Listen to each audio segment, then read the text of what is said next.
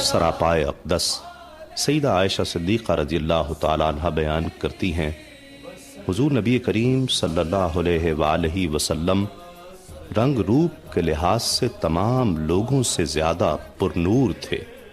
حضرت انس رضی اللہ تعالیٰ عنہ بیان کرتے ہیں، حضور نبی کریم صلی اللہ علیہ وآلہ وسلم رنگت کے اعتبار سے سب لوگوں سے زیادہ حسین تھے۔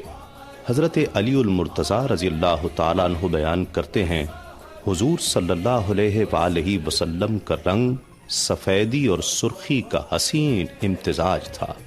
حضرت ابو امامہ باہلی رضی اللہ تعالیٰ عنہ بیان کرتے ہیں، حضور صلی اللہ علیہ وآلہ وسلم کا رنگ سفیدی اور سرخی کا مرقع تھا۔